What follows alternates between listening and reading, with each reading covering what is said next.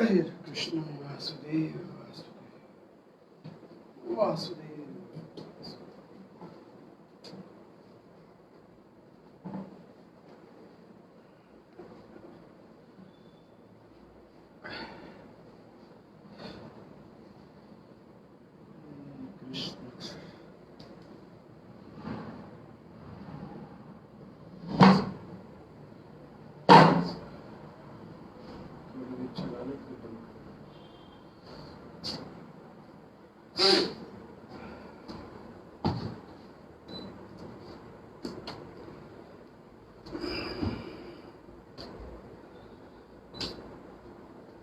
एक पंखा बंद कर दो।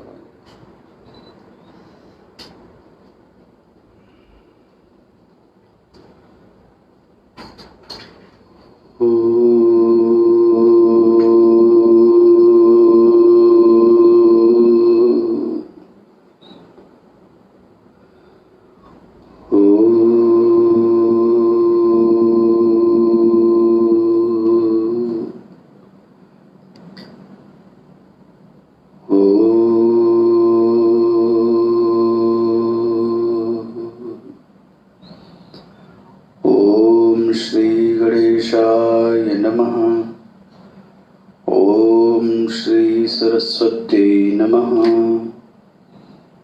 ओम श्री गुरुभ्यो नमः।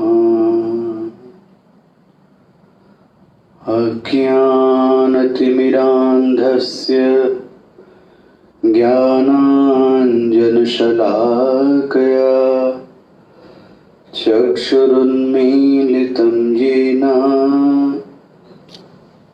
तस्मै श्री गुरवे नमः। तस्मै श्री गुरवे नमः।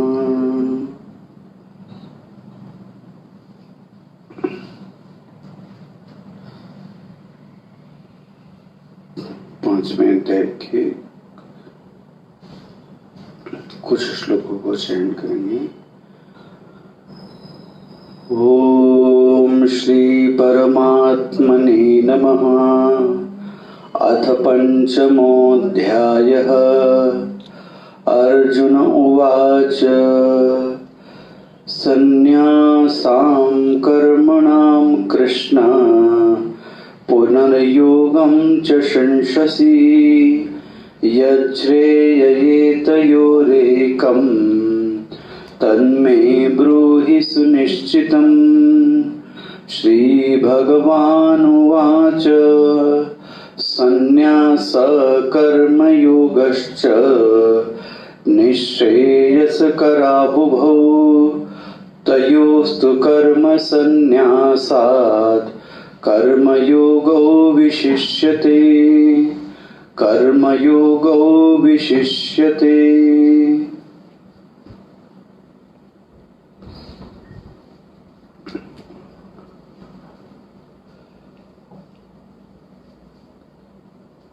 अब तक आपने इसकी एक भूमिका समझी कि मनुष्य का जीवन लक्ष्य ही नहीं होना चाहिए और उस लक्ष्य में जो सबसे बड़ी भगवान ने सहायता की है वह है हमको कर्म का अधिकार देके रखा है।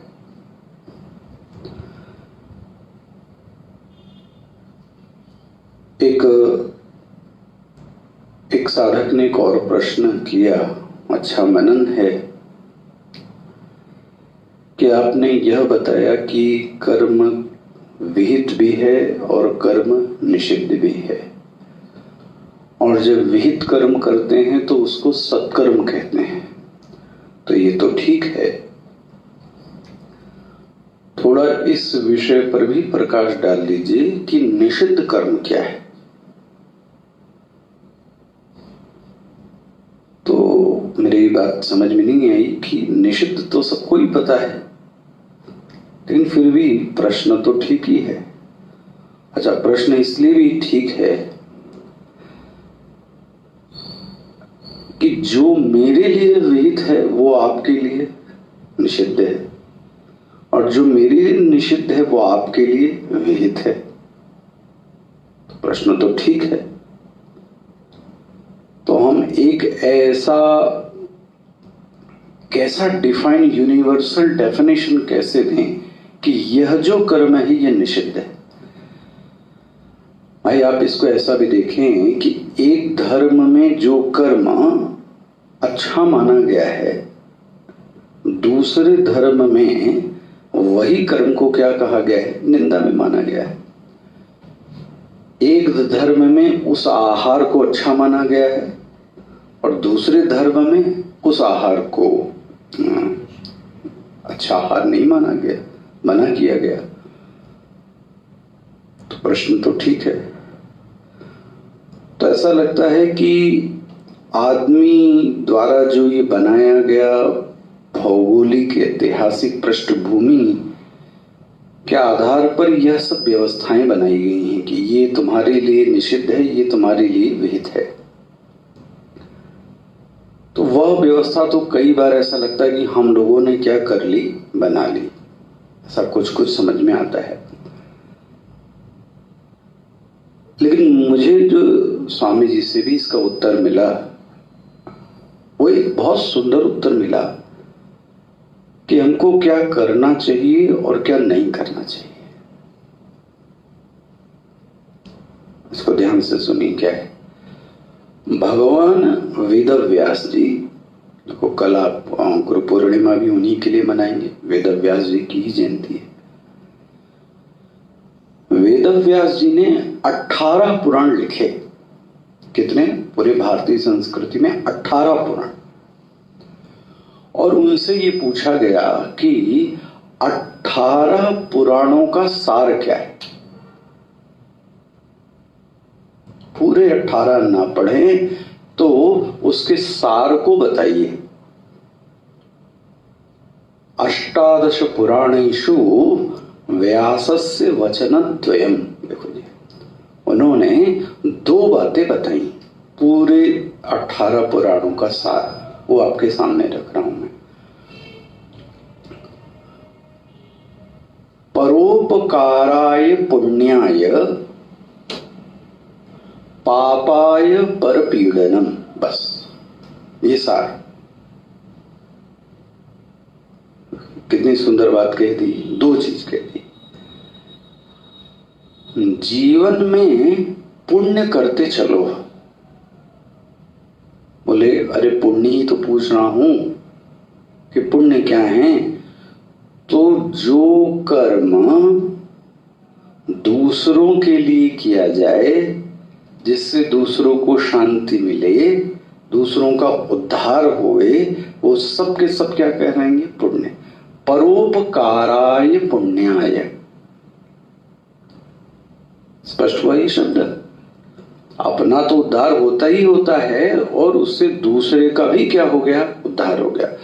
तो क्या बोलते हैं? परोपकाराय पुण्य। जो सत्कर्म है उसका अर्थ यही हुआ कि परहित की सिद्धि होनी चाहिए। स्वहित की सिद्धि तो हो ही जाएगी, परहित की सिद्धि होनी चाहिए। तो बोले इसको क्या कहते हैं? बोले इसको पुण्य कहते हैं। अच्छा, इसका उल्टा भी है। पाप क्या है? पाप मतलब निषिद्ध कर्म, जो आपका प्रश्न था बेसिक। इससे सुंदर बात आपको सुनने को नहीं मिल सकती कि पाप क्या है। बोले दूसरे को कष्ट देना। इसके लिए शब्द क्या लिखा है? परपीडनम। पापाय परपीडनम। दूसरे को यदि हमारे व्यवहार से, हमारे आचरण से यदि पीड़ा होती है, अगर किसी को पीड़ा होती है, व्यथा होती है, और ऐसा कह लूं कि किसी की हिंसा होती है, तो आप पक्का जानिए कि वो क्या है? पाप है। उसको सत्कर्म नहीं कह सकते।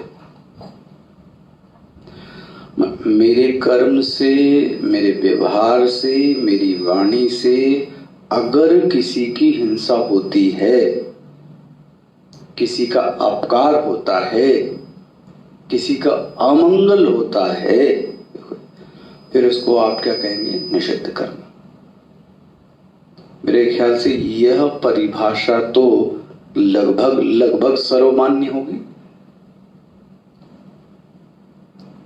भैया तो सभी धर्म मानेंगे कि सबका क्या करना चाहिए? मदद करनी चाहिए और किसी को भी कष्ट नहीं देना।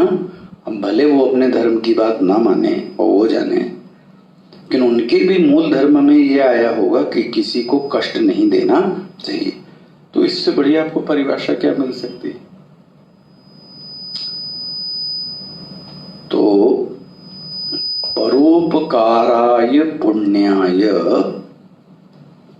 पापाय परपीडनम। स्पष्ट हो गया। इसीलिए वेद ने भी यह बात कही। देखो जी क्या कही? मा हिंस्यात् सर्वभूतानि। वेद भी यही कह रहा है, मा हिंस्यात्, किसी की हिंसा मत करो, या अपनी सिद्धि के लिए पशु की भी हिंसा मत करो। मा हिंस्यात्, किसी की हिंसा मत करो। सर्वभूतानि, किसकी? सभी भूतों की। तो यह वाक्य भी आप सोचो, वेद में कहा गया कि हमको हिंसा करने का भी अधिकार नहीं है किसी की। अच्छा, तो वेद की बात बता दी मैंने, पुराण की बात बता दी, और एक सहायता कर देता हूं। एक सहायता यह है कि मनुस्मृति में भी, जो बहुत कंट्रोवर्शियल ग्रंथ है, मनुस्मृति में भी एक परिभाषा दे दी गई, श्रूयताम धर्म सर्वस्वम श्रुत्वा चैन अवधार्यताम। वहां पे भी देखो ये परिभाषा है, क्या चीज है, क्या करें और क्या न करें।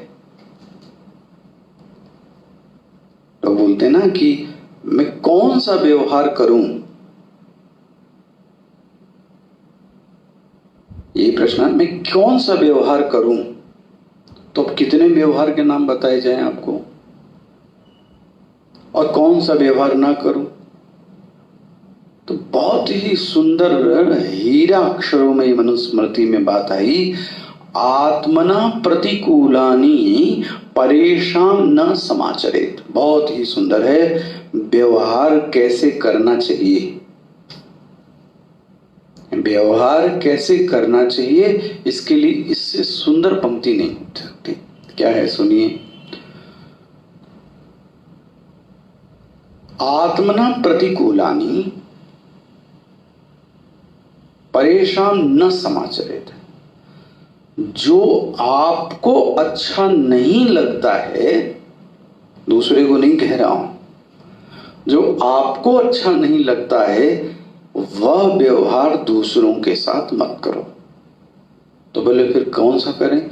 जो आपको अच्छा लगता है स्वयं के लिए, वही व्यवहार दूसरों के लिए भी करो।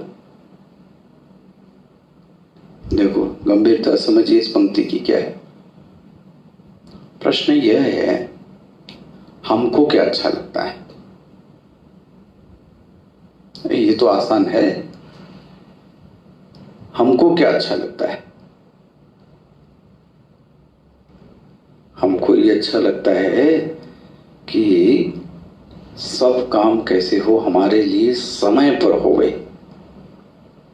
तो फिर आपको भी दूसरों के लिए, ये तो हुआ ना सृष्टि में, सब लोग मेरी बात माने, बहुत सुंदर, कोई बुरी बात नहीं है। अच्छा, फिर आपको भी दूसरे की बात। सिंपल सा नियम है, जो आप अपने लिए चाहते हैं, कौन व्यक्ति ऐसा होगा जो अपने लिए बुरा चाहता है? हिंसा कोई चाहता है, असत्य वचन कोई चाहता है, क्रोध कोई चाहता है। अच्छा आप देखो, आप हम लोगों का व्यक्तित्व कैसा है, हम चाहते कुछ और हैं और करते दूसरों के साथ उसका उल्टा है, ये कैसे चलेगा? लोग बोलते हैं हमारे साथ गलत गलत है। आप गलत करेंगे, गलत आपके पास आएगा। आप प्रेम से बोलेंगे, दूसरा व्यक्ति भी आपसे प्रेम से बोलेगा। दूसरों को देना सीखेंगे, आपको भी लोग देंगे। दूसरे का हित सोचेंगे, आपका भी हित लोग क्या करेंगे? सोचेंगे। इससे सुंदर पंक्ति और क्या हो सकती? आत्मना प्रतिकूलानि परेशान न समाचरेत। भाई देखो, अगर मेरे श्रद्धेय पर कोई टिप्पणी करता है तो मुझको अच्छा नहीं लगता। सबके साथ है या नहीं? सबके जीवन में कोई ना कोई एक श्रद्धेय व्यक्ति होगा, उस पर कोई टिप्पणी करे तो आपको पसंद नहीं आता। इसका मतलब ये हुआ कि मुझे भी, हाँ, जब आपको पसंद नहीं आता तो आपको भी किसी के श्रद्धेय पर टिप्पणी नहीं करनी चाहिए। आप कैसे बोल सकते हो? सोचो। वही व्यवहार करें जो आप अपने लिए अच्छा समझते हैं, वही व्यवहार किसके साथ कीजिए? दूसरों के साथ भी कीजिए। अब इससे अच्छी पंक्ति और क्या हो सकती? सोचो आप। व्यवहार को कितने अच्छे ढंग से स्पष्ट कर दिया गया। तो हमारे चिंतन के लिए ये एक बेसिक गाइडलाइन है। इसी गाइडलाइन पर चलना चाहिए तो समूची मानवता के लिए सत्कर्म और दुष्कर्म का क्या हो गया? विभाग हो गया। हो गया कि नहीं? कि क्या सत्कर्म में आत्मना प्रतिकूलानि परेशान न समाचरेत। जो आपको अच्छा लगता है वो दूसरों के साथ कीजिए, जो आपको नहीं अच्छा लगता वो दूसरों के साथ मत करें। अच्छा, तो परोपकाराय पुण्याय, जितना संभव हो सकता है खूब पुण्य करना चाहिए। लेकिन पुण्य का जो जरिया है वो क्या है? परोपकार। और गीता की भाषा में इस परोपकार को मैं क्या कह रहा हूं? सत्कर्म। सत्कर्म, खूब सत्कर्म कीजिए। भगवान ने 12वें अध्याय में खूब बताया कि क्या क्या कीजिए, क्या क्या न कीजिए। मेरा भक्त तो ऐसा होना चाहिए जिसके कारण दूसरे को उद्वेग नहीं होता, वो मेरा भक्त है। सोचो आप,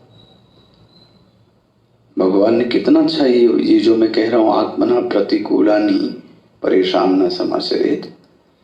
मेरे भक्त का ये लक्षण है कि उसका ऐसा आचरण नहीं होना चाहिए कि वह दूसरे को क्या पहुंचाए? कष्ट पहुंचाए।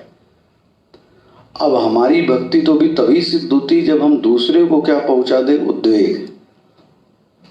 राम है तो कृष्ण से लड़ा दें, कृष्ण है तो शिव से लड़ा दें, वो उससे उसको बढ़ा दें, तो हमें लगता है हमारी, मतलब सही बात तो ये कि किसी को नीचा दिखाने पर ही हम अपने आप को ऊंचा पाते हैं। ऐसा ये कहां का अध्यात्म है? भगवान तो स्पष्ट कहते हैं कि उसके मेरा भक्त वह है जिसके कारण दूसरे के मन में उद्वेग नहीं उठता। वाह, क्या भक्त होगा!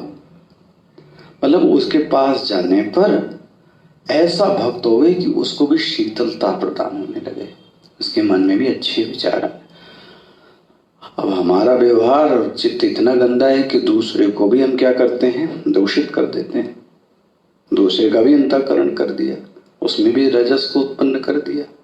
तो ये भक्त के लक्षण होंगे। सोचो आप। तो हमारा प्रयास यही होना चाहिए, देखो साधना पर्पस से यथासंभव दूसरे को उद्वेग न करें, ये हमारा प्रयास होना चाहिए। ये ऐसा कह लें, ऐसे अंतःकरण का निर्माण हो जाए, ऐसा मन मेरा बन जाए कि दूसरे लोगों को हमारे अंतःकरण से कम उद्वेग होवे और खूब सारी प्रेरणा मिल जावे, ऐसा भी हो सकता है। तो अब ये नियामक आपके सामने रखा, तो हम कैसा व्यवहार करेंगे? अगर हृदय में शांति है, गांधीर्य है, तो दूसरे को भी आपके मन से क्या मिलेगी? प्रेरणा। और हम ही झुंझलाए रहेंगे तो दूसरा भी हमारे कारण क्या हो जाएगा? झुंझला जाएगा। तो देखो, ये साधक का लक्षण हुआ क्या? होना तो ये चाहिए कि हमारे कारण, हमारे चित्त के कारण दूसरे अन्य जगह भी लोगों को क्या मिल जाए? शांति मिले, विनम्रता हो जाए, ऐसा होना चाहिए। अच्छा, तो ये एक बात स्पष्ट हो गई। तो फिर से अपने कर्म पर आ जाइए। भगवान ने इसी, जिसको अभी मैं पुण्य कह रहा हूं, जिसको कि पुण्य से क्या कहा गया? सत्कर्म कहा गया। स्पष्ट हो रहा है? बस ये जरूर याद रखिएगा कि सत्कर्म में एक ही फांस है कि सत्कर्म अभिमान को बढ़ाने में सक्षम है। ओहो, और अब क्या बताऊं आपसे, ये जो क्लब वाले हैं, इनसे इसलिए मैं बड़ा हाथ जोड़कर निवेदन कहता हूं, सेवा तो बहुत अच्छी चीज है, बस सेवा करके अभिमान को मत बढ़ाइए। बोले आप ये कैसे कह सकते हैं कि मेरा अभिमान बढ़ गया? जब अभिमान बढ़ जाता है तो हम प्रदर्शन की चाहत रखते हैं, फिर बैनर और पोस्टर पर लिखवाते हैं। ये है अभिमान की चाहत। नेकी कर दरिया में डाल, खत्म हो गया। आपका काम मदद कर रहा था, करके आगे गए। उसको बोलने की, उसको गुनाने की, हर जगह बताने की क्या आवश्यकता है? इसलिए मैं बार बार कह रहा हूं, सत्कर्म से सावधान। सत्कर्म अहम को क्या कर सकता है? बढ़ा सकता है। अच्छा, तो क्या करें महाराज? बस इतना ही कर दो कि सत्कर्म को, ये ट्रांसफॉर्मेशन है, सत्कर्म के पहाड़ से कर्म योग के पहाड़ पर जंप मार जाओ। बनता है ना? सत्कर्म के पहाड़ से कर्म योग के पहाड़ पर क्या मार जाएं? जंप मार जाएं। कैसे हो सकता है? एक काम कर लो, वह जो अच्छे कर्म करें वो किसी न किसी को क्या कर दो? हाँ, समर्पित कर दो। वरना मैं आपसे इतना कह सकता हूं कि बहुत अच्छे कर्म करने के बाद में भी व्यक्ति भ्रमित रहता है। आप ये क्या कह रहे हैं? वो अर्जुन कहता है, धर्म सम्मूढ़ चेताः, मेरा चित्त भ्रमित हो गया है। अच्छा चलो, आप अर्जुन को छोड़ दो। सबसे बड़ा धर्म पर आचरण करने वाला व्यक्ति कौन था? युधिष्ठिर, जिनको कि धर्मराज कहा गया। और आपको जानकर आश्चर्य होगा कि युधिष्ठिर महाराज युद्ध में समाप्त हो जाने के बाद, राज्याभिषेक हो जाने के बाद भगवान के सामने हाथ जोड़कर उपस्थित हुए और बोले, महाराज युद्ध हो गया वो तो ठीक है, हम विजयी भी हो गए वो भी ठीक है, लेकिन मैं आपसे एक बात कहना चाहता हूं। क्या? मुझे नहीं लगता है कि हमने अच्छा काम किया हो। भगवान ने गीता का उपदेश दिया, भगवान ने रथ हाका, भगवान ने युद्ध जिताया, कितना बड़ा रण क्षेत्र में ये कार्य हुआ अपने यहां। उसके बाद युधिष्ठिर क्या कहता है? सब कुछ होने का मुझे नहीं लगता कि हमने अच्छा काम किया। बोले महाराज आप क्या कहना चाहते हैं? बोले मैं आपसे कहूं तो मुझे ऐसा लग रहा है कि पश्चाताप से, ग्लानि से हमारा जो चित्त है, हाँ, वो भर गया है पूरा। ये बात उन्होंने भगवान कृष्ण के सामने मिला और उन्होंने बोला, भगवान इस युद्ध से जो आपने लड़वाया, बस ध्यान रखना कि कौन बोल रहा है, युधिष्ठिर। ये जो आपने लड़वाया इससे क्या मिला, क्या हुआ? प्रजा का विध्वंस हो गया, संपत्तियों का नाश हो गया, कितनी स्त्रियों के पति मर गए, सेना मर गई, क्या मिला आपको युद्ध से? बस हमको यही हो गया कि हम लोग जीत गए, यही। तो अब देखो, इतना होने के बाद भी युधिष्ठिर क्या कहते हैं? मुझे नहीं लगता, अब सोचो, इतना भ्रमित है सत्कर्म करने के बाद, जबकि साथ में कौन है? जबकि साथ में कौन है? भगवान है, साक्षात भगवान है।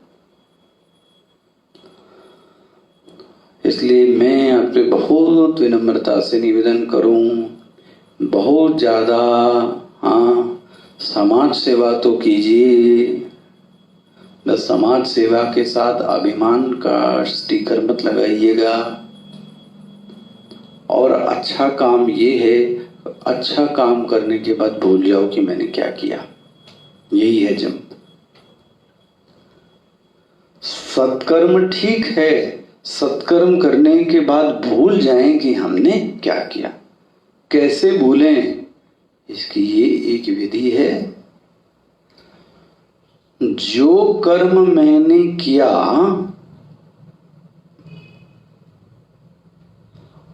बहुत सावधानी से सुनिएगा, वह समर्पण बुद्धि से किया।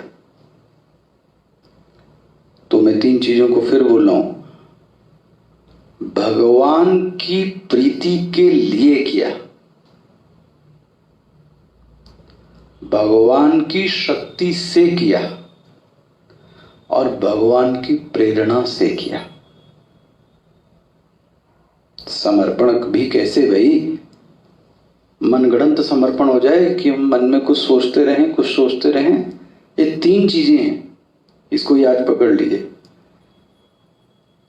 ये जो सत्कर्म मैं कर पाया, इसकी जो शक्ति है वो किसने दी? ईश्वर ने। संभवतः हमको लगे हमारे पास धन था, हमारे पास था इसलिए हमने किया, बस गया। ये जो सत्कर्म करने की शक्ति मिली, और शक्ति किसने दी? वह उस ईश्वर ने दी। ये आपको प्रेरणा कैसे मन में जागी? भैया, कई बार लोगों के पास धन और बहुत सारी चीजें होती, पर प्रेरणा नहीं होती, इंस्पिरेशन। तो प्रेरणा किसने दी? बैठे बैठे उसी ने दी। किसके प्रेम के लिए? व्यक्ति के प्रेम के लिए नहीं किया। व्यक्ति प्रसन्न हो जाए इसके लिए नहीं किया, इससे मेरे भगवान प्रसन्न हो जाएंगे। बहुत बड़ा ट्रांसफॉर्मेशन है इन 3 चीजों को ध्यान में रखना। मैं जो भी कार्य करूं उसमें यह 3 बिंदु को नोट कर लीजिए। हर कार्य में यह 3 बिंदु आने चाहिए। मैंने यह कार्य भगवान की शक्ति से किया, कभी मत भूलिए कि मैंने किया। प्रवेशी नगर की जय सब काजा, हृदय राखी कौशलपुर। जब भी कोई काम कीजिए और काम करते समय भी भगवान का नाम लें, और हो जाने के बाद यही अभ्यास डालिए कि भगवान की शक्ति से यह कार्य संपन्न हो गया। अभ्यास डालिए, धीरे धीरे इसकी ये महत्ता समझ में आएगी, वरना मैं आपसे पक्का बता दूं, अभिमान बैठ जाएगा। और गृहस्थ धर्म में ये बहुत बार होता है कि हमारे मन में यह आ जाता है कि ये कार्य कौन कर रहा है? मैंने किया ना, उसकी शक्ति से। अच्छा, किसके लिए किया? इसके लिए नहीं किया, हमने भगवान की प्रीति के लिए किया। इससे भगवान क्या होंगे, मेरे प्रसन्न होंगे। और प्रेरणा किसने डाली आपके मन में? इतने अच्छे विचार कहाँ से आ गए? आखिर ये विचारों का समुद्र कौन है? विचारों का समुद्र ये भगवान ही हैं जो विचार अच्छे अच्छे डालते हैं। तो आप सोचो कि युधिष्ठिर जैसा व्यक्ति भी सत्कर्म के चक्कर में भ्रमित हो जाता है। तो भक्ति संप्रदाय में तो बोलते हैं युधिष्ठिर को भगवान की माया लग गई। कौन सी माया? तो इसमें स्वामी जी बोलते स्वजन मोहिनी माया। बड़ा अच्छा एक वाक्य दिया, स्वजन मोहिनी माया। भक्ति संप्रदाय में ऐसी एक होती है विमुख जन मोहिनी माया, दूसरी होती स्वजन मोहिनी माया, और तीसरी होती स्वमोहिनी माया। भक्ति संप्रदाय में लोग, आचार्य लोग अच्छी व्याख्या करते हैं। विमुख जन मोहिनी माया, दूसरी स्वजन मोहिनी माया, और तीसरी स्वमोहिनी माया। ओहो, तो देखो आप, नारद जी को भी मोहित कर दिया था भगवान ने। तो ये भगवान की 3 प्रकार की मायाएं हैं। भगवान ने युधिष्ठिर को भी क्या कर दिया? मोहित कर दिया। कौन सी माया?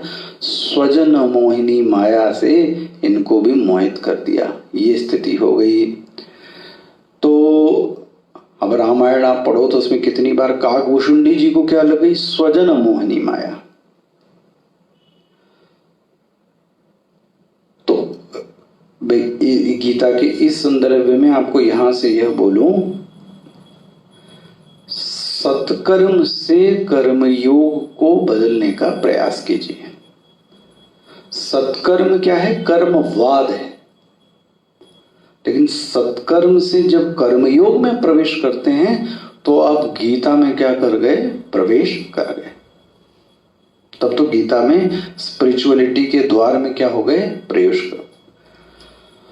तो मेरे ख्याल से ये पहला, दूसरा, तीसरा, तो ये अध्याय मैंने आपके सामने स्पष्ट कर दिया कर्मयोग तक का, कि अर्जुन इन सब चीजों से परिपूर्ण हो गया है। लेकिन इसके बावजूद देखो जी, अब उसके मन में अभी भी देखो, 5वां अध्याय का जो पहला श्लोक है, 5वें अध्याय का जो श्लोक देखिए, संन्यासम कर्मणाम कृष्ण। हे कृष्ण, अभी तक मैंने आपके मुख से सुना। क्या सुना? कर्मों का संन्यास। और अभी जब संन्यास सुना, और उसके पहले आपने क्या बोला? कर्मों का संन्यास मत करो, तो कर्मों को कर्मयोग बनाओ। देखो, संन्यास मतलब तो छोड़ना, और कर्मयोग मतलब कर्म का करना। भगवान शंससी प्रशंससी, कभी आप इसकी प्रशंसा करते हैं, कभी उसकी प्रशंसा करते हैं। यच्छ्रेयैतयोरेकम्, इनमें से मुझे क्या करना चाहिए? किसमें से? मैं कर्मयोग का पालन करूं कि मैं कर्म का संन्यास करूं? तो अभी मैंने आपके सामने एक पक्ष तो बहुत अच्छे ढंग से रखा है इतने दिनों में, वो है कर्म योग। स्पष्ट हो गया? कर्म, इसलिए मैं कह रहा था इसकी भूमिका समझेंगे तब ये दोनों ये चैप्टर आपकी समझ में आएंगे। कर्म संन्यास की तो बात मैंने ज्यादा की नहीं, कर्मयोग की बात की कि यह भी एक भाव है। क्या कहें? कर्मयोग माने एक भाव की प्रधानता है। कई बार लोग ऐसी ही व्याख्या करते हैं, जब ज्यादा कर्म करते हैं तो उसको कर्मयोग कहते हैं। वो परिभाषा सटीक नहीं। कर्मयोग मतलब होता है भाव की प्रधानता। किसके भाव की प्रधानता है? इसीलिए कर्मयोग और भक्ति योग में बहुत ज्यादा विशेष अंतर नहीं माना गया। क्या भाव होना चाहिए? मैं आपका हूं, तवास्मि। इस भाव को क्या बोलेंगे? कर्मयोग। बस, मैं आपका दास हूं। भगवान के सामने खड़े होकर ये वाक्य बोले, मैं आपकी सेवा में क्या कर सकता हूं? अहम किंकरः। देखो भाई, मैं किंकर हूं। तब आप समझ लेना कि हम क्या कर रहे हैं, फिर कर्मयोग का प्रयास कर रहे हैं। हो गया? तो अर्जुन का प्रश्न है कि मैं कर्मयोग मतलब आपका दास बन के कर्म करूं। बन गया? इसलिए बार बार ये मिलाइएगा मन कि बोले कर्मयोग अलग है, भक्ति योग अलग है। अगर कर्मयोग और भक्ति योग अलग है तो आप ये बताओ कि हनुमान जी कर्मयोगी थे कि भक्ति योगी?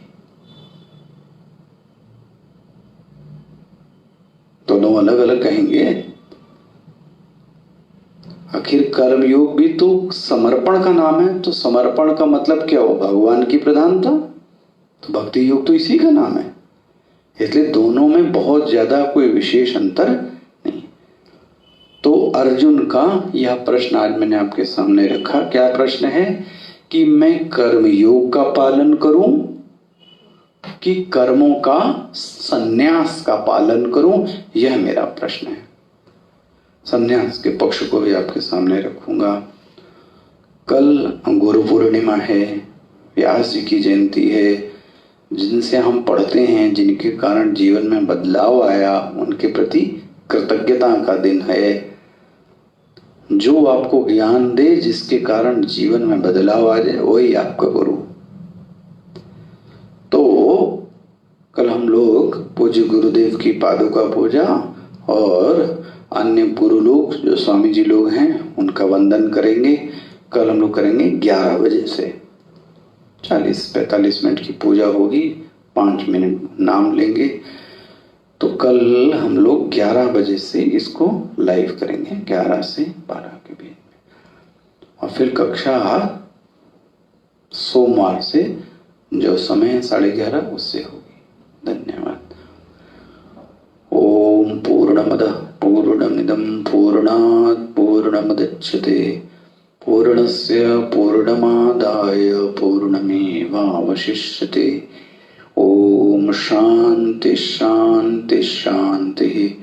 हरि ओम। श्री गुरुभ्यो नमः। हरि ओम।